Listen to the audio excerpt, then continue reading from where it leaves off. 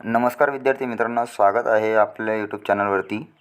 तर मित्रांनो, मी तुम्हाला एक सांगू इच्छितो की वेगवेगळ्या जिल्ह्यामध्ये वेगवेगळ्या प्रकारे डॉक्युमेंटची यादी तयार करण्यात आलेली आहे. तर जसे आपण आधी झालं अमरावती, यवतमाळ.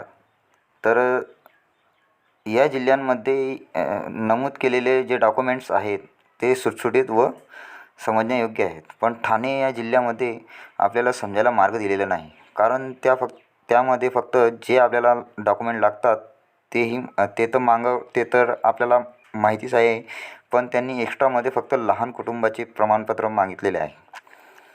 तर मित्रांनो,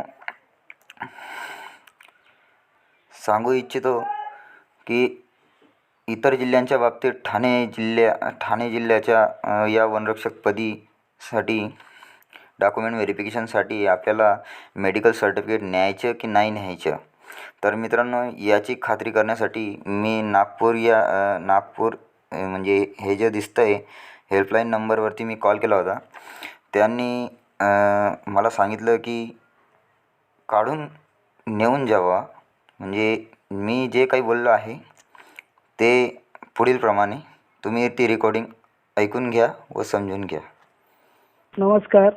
हां सर, आमच्या ठाणे विभागाच्या जो निकाल आपण म्हणजे डॉक्युमेंट व्हेरिफिकेशनसाठी जी लिस्ट लावली आहे हां त्यांच्या डॉक्युमेंटमध्ये सर आम्हाला मेडिकली फिट याचं सर्टिफिकेट नाही दिलेलं आहे सर. मग ते जितके डॉक्युमेंट दिलेले आहेत तितकेच घेऊन जायचं का आम्ही?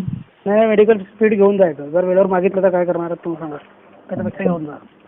अच्छा, तेच सर. त्याच्यामध्ये फक्त कुटुंब एक्स्ट्रा फक्त कुटुंब लहान कुटुंबाच्या कुटुंबात जर समजा लग्न झालं असेल तुमचं हां तरच लहान कुटुंबाचं प्रमाणपत्र लागतं. लग्न नाही झालं असेल, अनमॅरिड असेल तर गरज नाही. अच्छा, नाही सर मग झालं नाही. पण ते याचं घेऊन जा, मेडिकल सर्टिफिकेट घेऊन जायची. अच्छा अच्छा, ठीक आहे, चालेल सर. ओके. धन्यवाद.